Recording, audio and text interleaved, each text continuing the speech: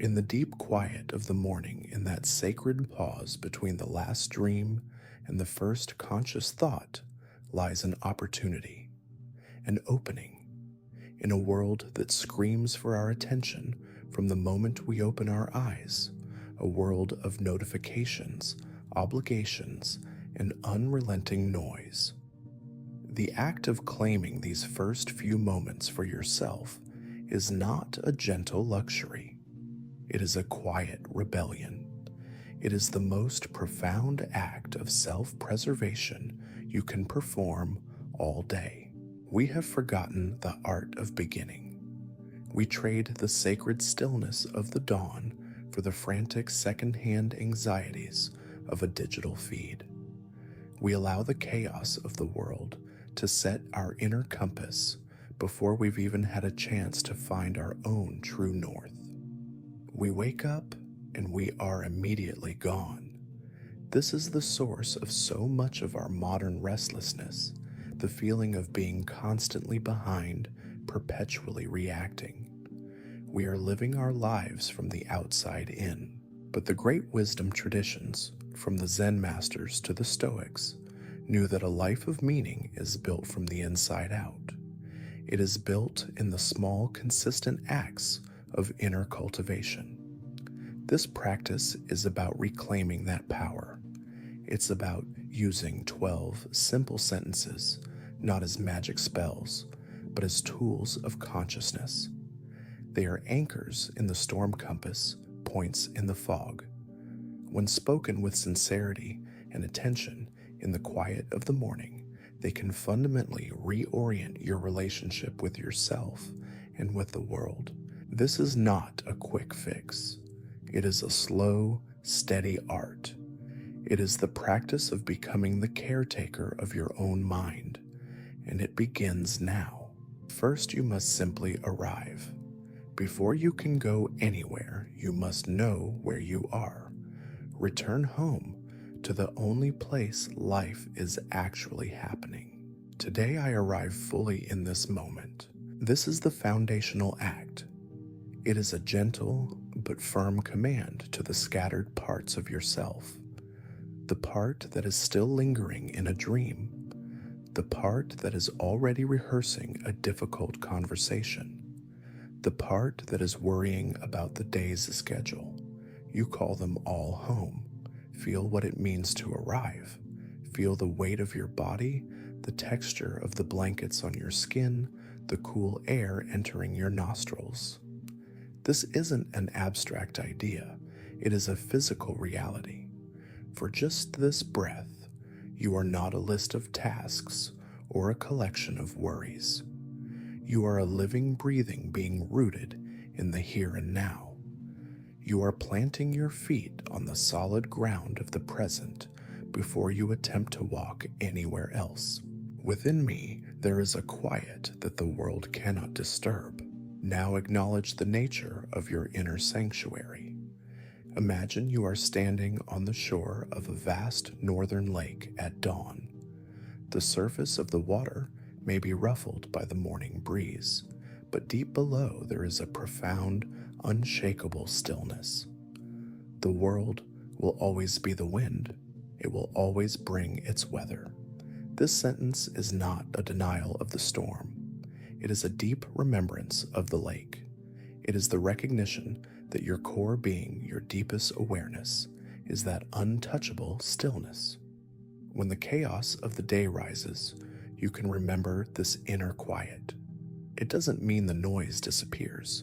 It means the noise no longer defines you. You have a place of refuge, a warm cabin to return to in the midst of any blizzard, and its door is always open. I am the vast northern sky, not the passing weather. This takes the previous realization one step further. It is a radical shift in identity. We spend our lives believing we are our thoughts, our moods, our anxieties. We say, I am angry, I am sad, as if the passing cloud were the entire sky. This sentence is a declaration of truth. You are not the fleeting weather of your mind. You are the vast, open, boundless sky of consciousness in which all weather patterns, sunshine, rainstorms, fog, arise and pass away. A storm may rage, but the sky is not the storm. It is the space that holds the storm, and it remains unstained, unharmed, and whole after the storm has passed. By remembering this, you create a liberating space. You can watch your thoughts and feelings come and go with a compassionate, curious distance, knowing they are visitors, not residents. Once you are anchored in this awareness, you can begin to engage with the world, not from a place of reaction, but from a place of conscious response. I will walk with change like the seasons, not as an enemy. As people who live so intimately with the turning of the seasons, we understand this truth in our bones. We do not fight the coming of winter. We prepare for it. We do not resent the melting of the snow. We welcome the signs of spring.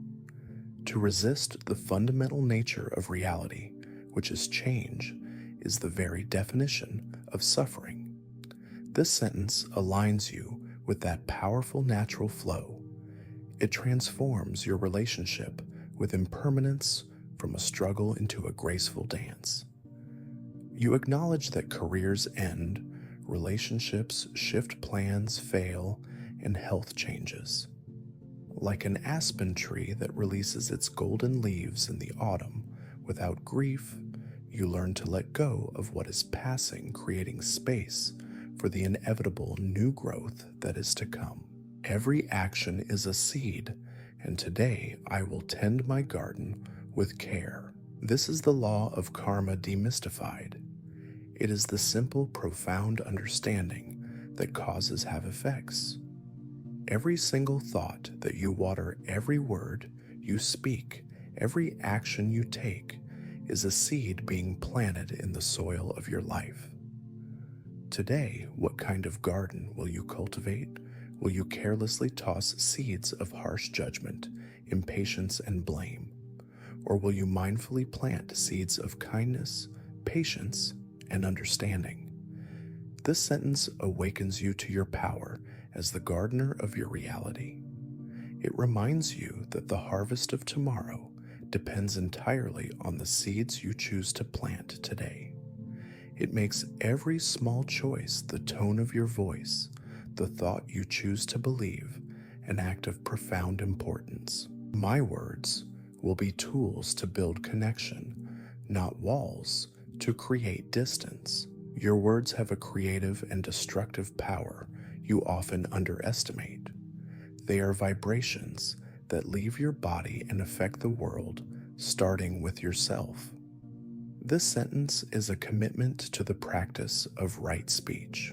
It is a pause. Before you speak, before you type, before you even allow your inner critic to lash out at yourself, you ask, is this building a bridge or a wall? Is this healing or harming? This applies as much to how you talk to the person in the mirror as it does to anyone else. It is a commitment to end the habit of self-attack and to use your language as a force for compassion and understanding in a world that is starving for it. The foundation for a truly resilient life is not built on what you accomplish, but on how you learn to treat yourself. I will meet my struggles with the warmth of a fire, not the cold of judgment. Inside every one of us, there is a voice that thrives in the cold, dark corners of the mind, the inner critic, the voice of shame. It points out every flaw, magnifies every mistake, and insists that you are not enough. Our instinct is often to fight this voice, or worse, to believe it. This sentence offers a third path, a path of alchemy. You do not fight the critic, you disarm it with warmth. Imagine bringing your feelings of failure or inadequacy in from the freezing cold and seating them gently by a warm fire. You offer them presence, not resistance. You offer them compassion, not condemnation. In the gentle heat of this acceptance, The harsh ice of self-judgment begins to melt. I release the day that is done, the way an aspen lets go of its golden leaves. The mind is a time traveler, but it often travels to only two destinations, the regretful past or the anxious future. Both are phantoms that rob you of the only reality you possess, this present moment. This sentence is a powerful act of release. It is a conscious decision to put down the heavy bags of yesterday. You acknowledge what happened, you learn what you can, and then you let it go, just as a tree does not cling to its dead leaves. You also refuse to pick up the equally heavy bags of tomorrow's imagined catastrophes. You return to the here and now, unburdened, lighter, and free to respond to what is actually in front of you. My strength is in my ability to bend like a pine in a snowstorm. Our culture often mistakes rigidity for strength. We think strength is about being unyielding, unbreakable. But watch a mighty oak in a severe ice storm. Its rigid branches are the ones that shatter. Then watch the resilient pine. It bends under the immense weight of the snow, its branches bowing low, sometimes even to the ground.